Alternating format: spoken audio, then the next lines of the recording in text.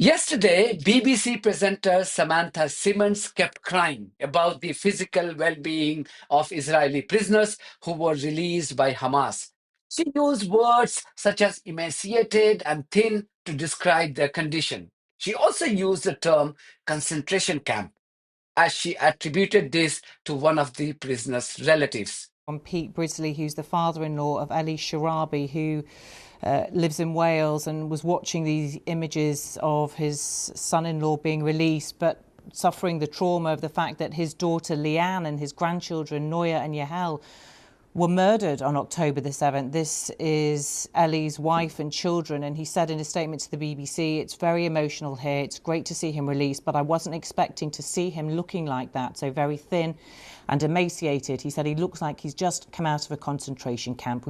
If you watch the BBC's non-stop, toxic and pro-Israeli coverage lasting for more than 6 hours, you would never be inclined to pay your license fee.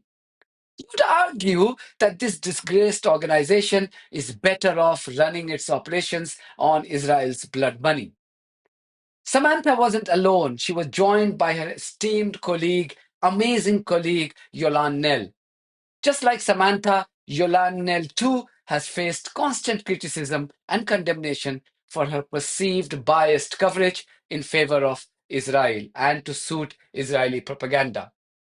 Watch how she desperately finds reasons to accuse Hamas of inflicting torture on Israeli prisoners. There had been sort of mocking by their captors. They had been taunted at different times. Mocking, taunted. Did you notice how she struggles to complete her sentence as she clears her throat? I feel for you, Yolande. We heard that there had been, real difficulties for the hostages to get enough food. Difficulties for hostages in getting enough food. Criminal, absolutely criminal for Hamas to not arrange for enough food when Netanyahu and his friends, genocidal Joe Biden, had inundated Gaza with food and water in the last 15 months. Also criminal for Hamas for not fulfilling its duty when BBC's reputed representatives such as Yolande Nell and Samantha Simmons have been constantly filing daily reports on the deluge of food and water across Gaza. This is what starvation looked like today in Gaza. But these pictures could have been from almost any time of the past 15 months when Israel launched its war on Gaza. Israel has imposed a total blockade on the Strip, depriving Palestinians of basic supplies, including food. Just ignore this propaganda by Al Jazeera. They always do this. Instead, I suggest Yolande Nell should reproduce her past reports to counter Al Jazeera's propaganda and further embarrass Hamas. Let's revisit all those reports that she has filed in the last 15 months about Gaza being inundated with food and water, and how people have been absolutely living in heaven. I mean, you need special qualities to peddle such nonsense with a straight face. And to be able to do this day in and day out for 15 months makes you the most talented character in the world. We heard that they'd been very aware of the sounds of war. Israeli bombardment around them had often felt extremely in danger. Sound of war? These bloody Hamas? Why did they not provide soundproof rooms to these hostages or prisoners or captives? When peace activists such as Netanyahu and Joe Biden were dropping 2,000-pound bombs to annihilate Palestinian infrastructure and vaporize men, women, children, and babies. Netanyahu was causing this widespread carnage with indiscriminate bombing to protect Israeli captives. Did you know that?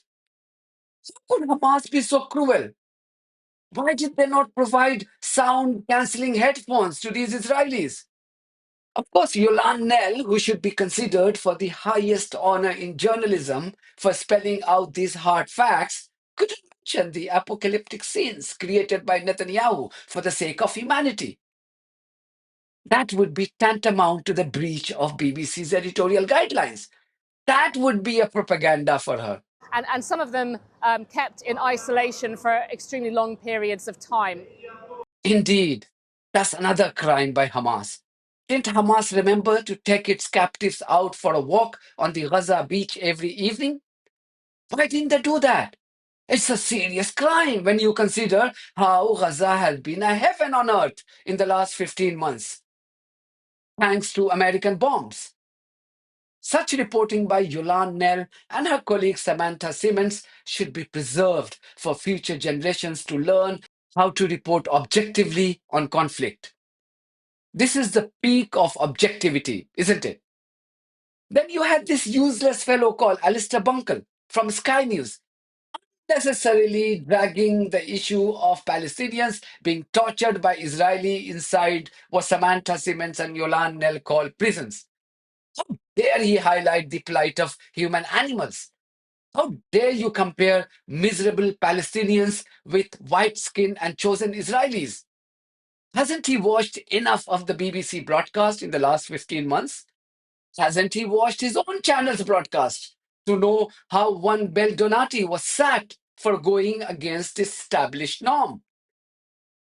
This is what Alistair said about Palestinians. Many of the Palestinian prisoners we've seen today and in the past are being released looking very, very thin as well. They report being beaten whilst in Israeli prisons, and we've heard reports today that some of these prisoners were made to watch a 3-minute video of the destruction of Gaza before they were freed. So both sides are being accused of using these moments for their own sort of propaganda purposes.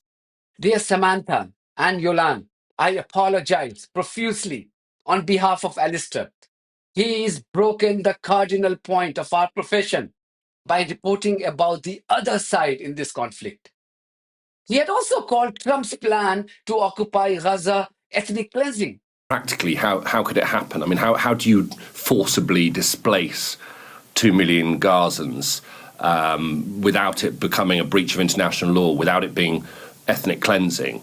Not acceptable at all, Alistair. Have you wondered the adverse impact such pronouncements may have on Israeli cheerleaders? This is our job as journalists to justify genocide if the victims are Palestinians, Arabs, Muslims, or black and brown-skinned people. This is what we have learned from our beloved Western media outlets in the last 15 months. And how can these outlets be wrong? Oh, by the way, dear BBC, as I speak, Israel has shot and killed an 8 months pregnant woman today in the Nur Shams refugee camp in the occupied West Bank. Israeli soldiers stopped any medical assistance from reaching them. So both she and the baby inside her were killed. The victim's name was Sundus Shalabi. But this must never be reported on your channel. Let's not go against your unwritten editorial ethos. These Palestinians deserve such treatment by your ally, the Israel. See, I made your job easier. You would have struggled to justify this act since there is no Hamas in the occupied West Bank. So I thought I should come to your rescue. Now be happy and throw a champagne party in celebration of one more Palestinian woman's, this time pregnant, murder. Anyway, that's it from me. Thank you very much for your support of this platform and our journalism on buymeacoffee.com and Patreon. If you too think that our journalism is worth supporting, then you too should consider becoming part of this. In the meantime, if you haven't subscribed to my channel, please do so, because that's one of the many ways you can support independent journalism. God bless you all.